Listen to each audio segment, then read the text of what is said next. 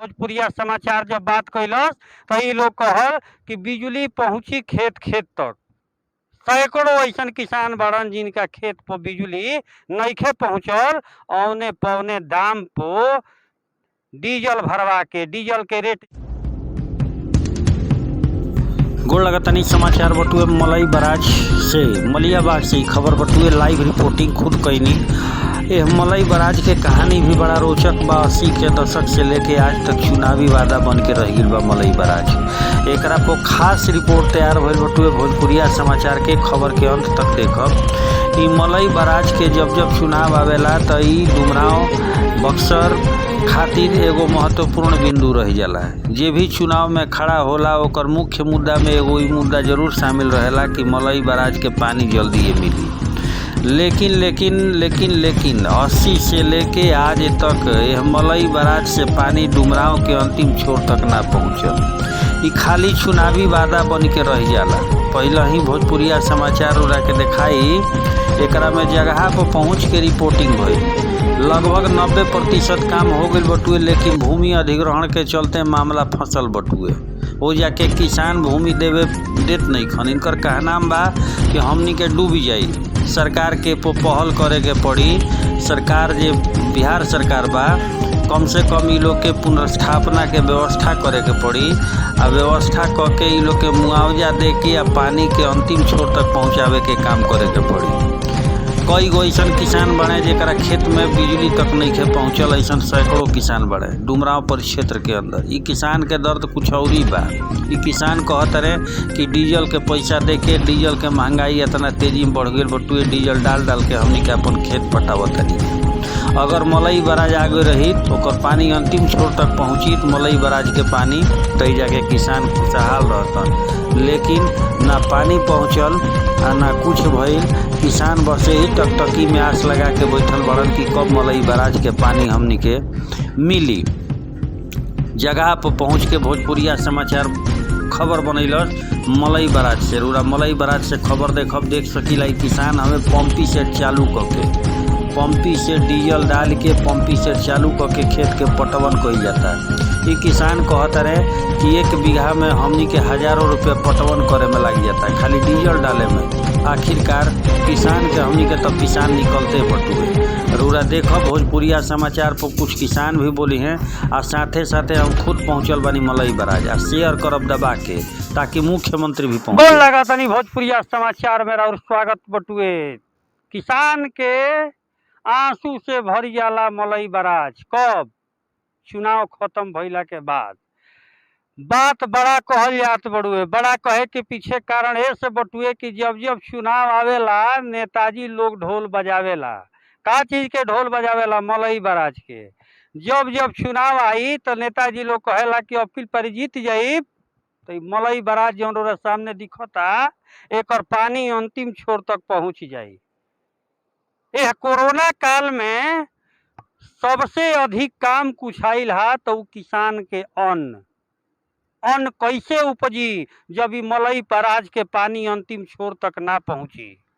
अंतिम छोर तक पहुँचावे के तमाम वादा होता। रौरा सबके बता दी कि मुख्यमंत्री खुद नीतीश कुमार जी 2 बार नवानगर में खुद घोषणा कैनी। चुनावी समर रहे कि मलई बराज के पानी अंतिम छोर तक पहुँच जाई।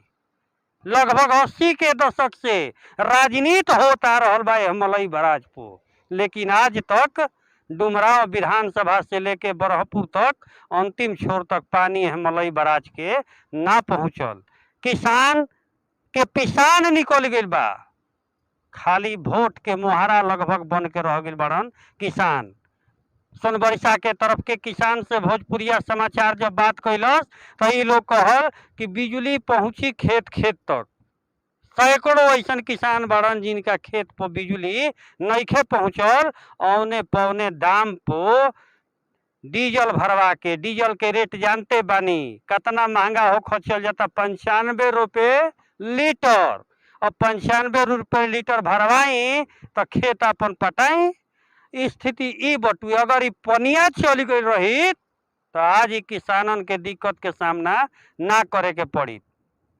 यही जाके इंजीनियर लोग से बात कइल गइल तो बतावल कि 95% बन गइल बा, 5% बाकी बा। तो ए हुजूर तनी इहो बता दी कि 5% कब ठीक होई आ अंतिम छोर तक हमनी के पनिया कब मिली। पानी के मुद्दा 80 से चला रहल बा लोग। अरे पानी भेजी सभे करा के बनवाई सभे, नेतागिरी कम करी सभे, भोजपुरिया समाचारी निहोरा करत पड़ुए। अंतिम छोर तक पानी पहुंची तब जाके किसान सुखमय जीवन बीतई हैं। यह कोरोना काल में ढेर लोग नौकरी छोड़ के आ गइल गाँवे आ कहल कि किसानी करब, बाकी अब नौकरी करे ना जाई। काहे से कि कोरोना के दुख देख लेले बा लोग। जब लॉकडाउन लाग गईल आ पैदल कई 100 किलोमीटर चले के पड़ल तो बड़ा दर्द भइल रहे। अब कहता लोग कि गाँव ही में खेती करब, बाकी नौकरी करे ना जाई। अब खेती करब तो खेती खातिर है पनिया जाई तब नु। ये पनिया तो बन गइल बा, खाली बहता। एकरा में गेट लगाई, गेट लगा के समुचित व्यवस्था करी तब नु किसान खुशहाल होई हैं कि खाली चुनावी वादा होई। तो जनता यह कही कि झूठा है तेरा वादा, वादा तेरा वादा। गाना आइल रहे बहुत पहले, आ जब से संभवतः गाना आइल बा तो ई गनवा झूठा है तेरा वादा, वादा तेरा वादा। आ तबे से वादा चल रहल बा मलई बराज के, तबे से चुनावी गुणा गणित मलई बराज पर हो रहल बटुए। भोजपुरिया समाचार तब से लेके अब तक आ अब से लेके तब तक लगातार अब खबर चलाई, एपिसोड दिखाई, जब तक अंतिम छोर तक की पानी ना पहुंच जाई। भोजपुरिया समाचार से चंद्रशेखर सिंह की रिपोर्ट। बहुत बहुत धन्यवाद।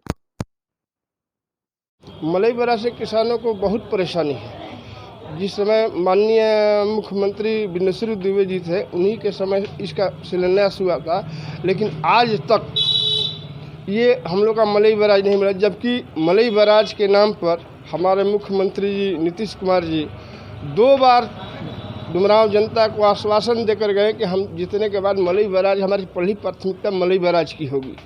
लेकिन आज तक मलई बराज में एक बूंद भी पानी नहीं आया, जिसके चलते किसानों की हालत चिंतनीय और दयनीय हो गई। ऐसे में बिहार सरकार कह रही है कि बिजली की सुविधा पर्याप्त है। बिजली की सुविधा पर्याप्त है ईमान, लेकिन फिर भी माने उतनी बिजली हम लोग को नहीं मिल पा रही है। कहीं कहीं लाइन की व्यवस्था नहीं है, न उतनी व्यवस्था नहीं है। ऐसे में पेट्रोलियम पदार्थ की महंगाई में आप लोग तो किसान क्या कर रहे हैं? अब पेट्रोलियम पदार्थ की महंगाई में तो किसान त्रस्त है। एक डीजल इतनी महंगा हुए है कि हर किसान के बस की बात नहीं है। वो मशीन, बिजली के मशीन पर आश्रित करते हैं, बिजली कब आएगी, कब मिलेगी। मलई बराज बनने से कितने किसानों, कहाँ तक? मलई बराज बनने से समझिए कि ब्रह्मपुर से लेकर पूरी डुमरांव जनता को फायदा होगा और हम लोग की स्थिति खुशहाल हो जाएगी मलई बराज से। तो क्या सरकार सिर्फ आश्वासन दे रही है? सरकार तो अभी तक आश्वासन ही दे रही है, कोरा आश्वासन दे रही है। बार बार यही कह रही है कि हम मलई बराज के बनाएंगे, पानी हम छोड़ेंगे, लेकिन अभी तक हम लोग का एक बूंद भी नसीब नहीं हुआ। दस्तों बीत जाने के बाद अभी तक नहीं आया पानी। क्या परिचय आपका? भोला तिवारी, कुरान सरिया।